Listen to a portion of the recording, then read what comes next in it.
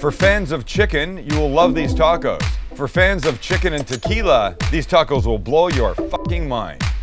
According to the International Wine Spirits Report, people that really know about alcohol, tequila and mezcal sales in the US will be greater than American-made whiskey sales for the first time ever this year. But wait, there's more. Because tequila and mezcal are posed to dethrone vodka next year as the most purchased spirit by value in the United States. Do you know what that says? It says exactly what I just said. But the bigger picture is, holy crap, people are loving their tequila and their mezcal. In fact, at our little restaurant, Gray's, Sam's favorite, it's the name of the cocktail, is the #1 selling cocktail. It's mezcal, a grapefruit juice, and a little splash of pomegranate liqueur. It's so good. It's so named because honestly, it's the only thing I drink when I'm down there. When I walk in, one of the bartenders will say, should I make your... And I feel dumb saying, hey, will you make my favorite? Even though I didn't name it, somebody else named it. Okay, put all that aside. We're making this great chicken that we're gonna grill. Yes, there's a tequila in it, and there's some spices, and there's limes, and great orange, blood orange I'm using today. Great stuff like that. They'll go in, we'll make a quick little guac, just cut some cabbage. Is there something else to do? Tortillas? Tortillas. Oh, crispy tortillas, yes, yes. Love the crispy. Right, boys, we love the crispy tortillas. Love them, love them, love them. Let's get happening with our marinade. First thing in, juice of 4 limes. Squeeze away. We want it super limey. No offense to any Brits watching. Why would they be offended? You said you wanted it limey. I don't know where that, why is that can somebody, can a Brit tell us where that expression would have come from? Yeah, you limey fucks. What? Stop it. We have a large fan base over there. It's like a how is that over there. Wait, stop you it. limey cunt. Stop it. Okay, now an orange, and I said blood orange. If you've never seen one before, watch this. Ready? Boom. How great looking are these things. I love them. Look at the color in that bowl. Oh, it's fantastic. By the way, great for cocktails. Tastes like an orange, looks like pomegranate juice or something. I like some oil in here, so let's go 1, 2, 3, 4 tablespoons. I want some garlic, and I'm gonna go with my favorite, mine and Chance's favorite squeeze. I want like a tablespoon of this, like that, and a half, like that. And now for some dried seasonings, some chipotle chili powder, some oregano, some smoked paprika. I know, Sam, you always use the same ones because they're good and they're easy to keep. And we want big flavor, so just go with it. Nice pinch of salt and pepper, some chopped cilantro. Love, love, love. 2 more things. About a tablespoon and a half of fish sauce. If you didn't have it, you could use soy before you freak out and say it's wrong. And before you freak out and go, ooh, fish sauce, I've said it before many times, it won't make it fishy. It just adds that umami, savory level of flavor to the whole thing. If you didn't have it, you could use soy. I put soy in my carne asada. It's the best carne asada ever. This is just gonna make this amazing. You're not gonna taste fish. You're gonna go, holy shit, Sam, that was a great thing to add. You can get it at most Western supermarkets. 1 more ingredient left. Come back down. Yeah, you limey fucks. Jesus. And now I've got about a half a cup of Reposado tequila going in. We did talk about that. Simple. Now we mix. Okay, now it's time for the chicken. Chicken thighs, Max. Chicken thighs. We love them thighs. And a Ziploc bag. Now I could just put the chicken in here and then dump all the marinade in, but our friend Jack sent in this little zip quick thing that it took me a minute to figure out. You ready? Check this out. Apparently he saw me struggling one day. Not sponsored, by the way. Not sponsored, by the way, at all. Open the bag. You put the edges over. Maybe it's a 2-person thing. No, it's meant to be a 1-person thing. Now look. Now you see what I've got? Now I've got a stand for this. So we'll take this. Oh, this is actually quite genius. My liquid marinade goes in. And now my chicken thighs. I've got almost 1.5 pounds here. So everybody just goes in, make sure they're all covered nicely. Open them up. They come like this rolled up. Just spread them out like that.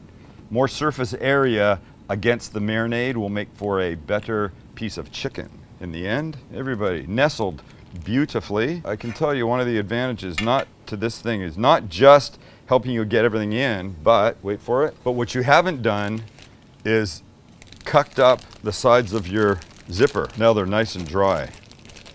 So I like to do this, seal it up, spread Spread it out, make sure everybody's beautifully covered. Now this whole mess goes in the fridge 2-3 hours. Overnight if you want, I don't give a shit. Hey, just give it some time to let all the flavors happen. Let's make a little guac thing. It's tea, Japanese tea. Tell the truth, it's Quick. lemon lime Gatorade. Look it. It's right here. This is what I drink. Well, not this one. Max got me the wrong one. He hates me. Father's Day is coming up. I better get the right one because this one's okay, but I like Japanese oolong tea. Okay, let's make a fun, quick little guac to go in these things, and then we can carry on. Let's make a little fast guacamole. Nicely ripe avos, and I'm gonna guess, if I had to guess, that these are gonna be beautiful inside because I'm quite confident in my avocado picking skills.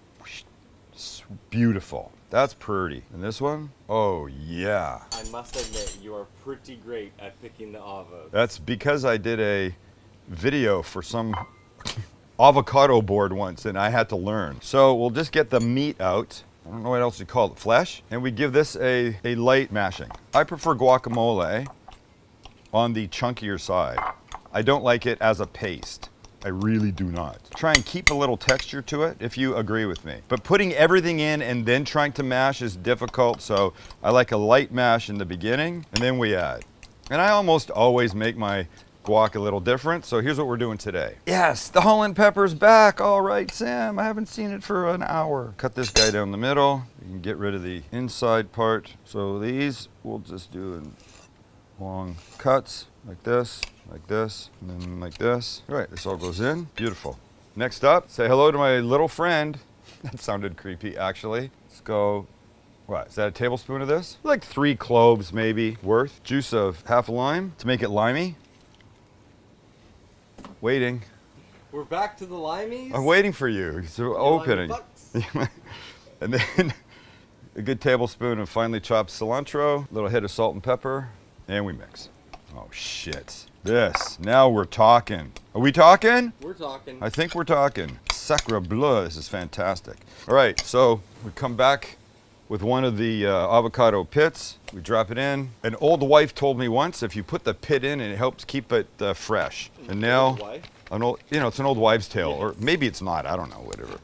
I just tried to change the expression. So now I'll struggle with some saran, and the real thing for me is to put the saran right down on top so it's touching. If you can keep it on top of it, it'll keep it nicer and it won't start to oxidize and go brown. Great. Time for a quick sauce. Sour cream, lime juice, cilantro, tiny squeeze of oil, a little bit more of my garlic buddy. Mix. This is gonna be so good. Just this. Put this on a tortilla and I'd be damn happy. Okay, a little salt and pepper. Always, always, always. And I realized I just wanted a little thinner, so I can maybe put it in a squeeze bottle. Oh, that's great. And with the gardeners hot on my tail, I'll swap this out, we'll cut some cabbage, and we're almost there. All right, with hot oil in front of us and a corn tortilla between our tongs, we'll put them in, we'll dip them down, and then we'll start to get them crispy. And the way we're gonna do that is just keep him under, but we're gonna help him hold his shape. And he ripped. It's okay, buddy.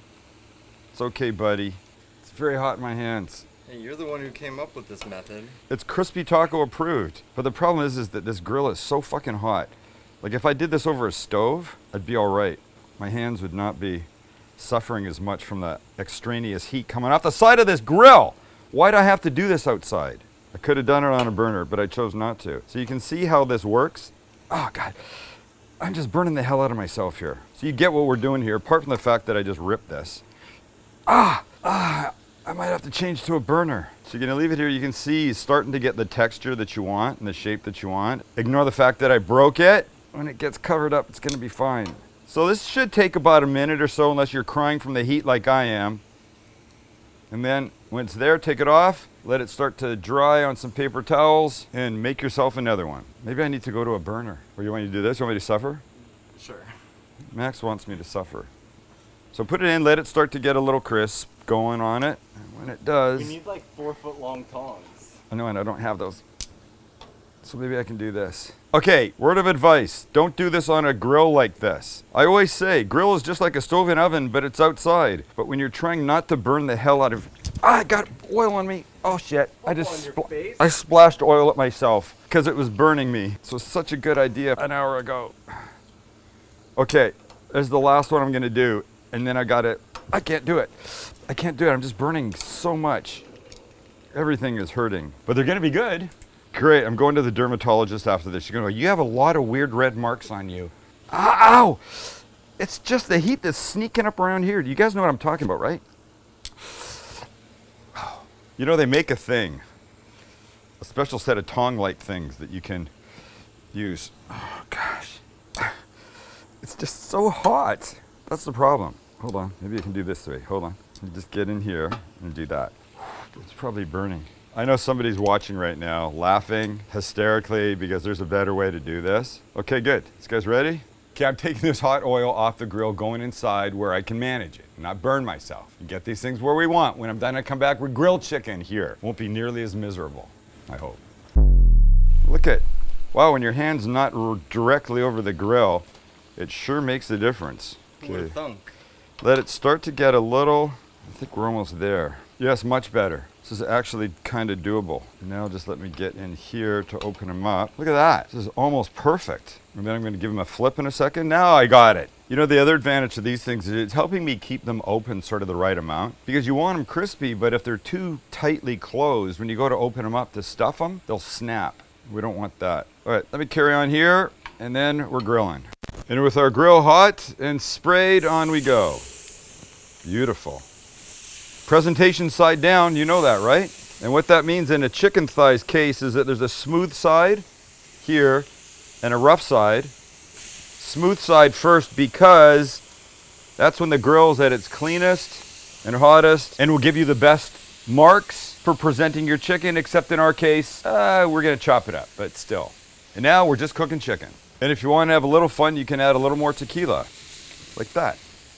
Just to add to the flavor and the flame. Beautiful. So look, you normally wouldn't want to use the marinade the chicken was in, but if you still have a ways to go to cook the chicken, you can be comfortable knowing it will cook away anything bad and won't be harmful to you. You don't want to be brushing it on before you take it off though. So now let's have a look. Beautiful, nice marks. We'll give it a little turn. Ah, it's hot. A surprise, it's hot. So one quick little drizzle, and then we'll shutter for a couple minutes. Okay. Well, I gotta wait for your camera. Oh. Was it planned to do that? Okay. It was planned to do that? What do you mean? Moving? Yeah, it's going to a spot that I set right there. Oh, nice. And we open, we flip our kids over. That's what you're looking for, some beautiful of that. Now look, it's not all gonna be shiny and glazy because there's like no sugar in this. But it is gonna be flavorful and tender and juicy and tequila-y. Let's give it a little blast of this sauce too.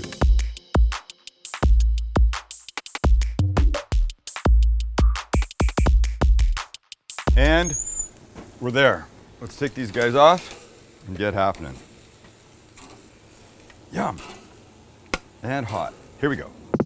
My beautiful shells. Finally got it worked out, and our gorgeous, gorgeous chicken. Oh, how I love thee.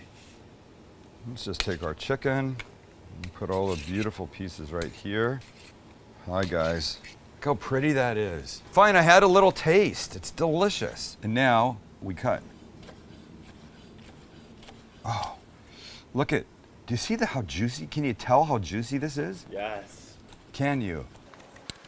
Okay, one's enough. Now we're gonna build. So we take a shell like this, and remember our great guac that we made. You know, it's not an exact science when you have this hard shell to get everything in here perfectly, but you do wanna make sure you get a really decent amount of everything. So now comes this crispy cabbage on top of that. Great stuff, great stuff. I don't want to forget anything.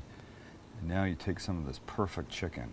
God, oh my God. Cram it real good. Don't be cheap. Make sure you get a decent amount because you want some in every bite. One last thing, our sauce that I put in a squeeze bottle. Because as Max said earlier, I don't want a dry taco. Nobody wants a dry taco. Buddy, I'm not making you a dry taco, I promise. Okay, should we have ourselves a bite? Let's do it. So happy.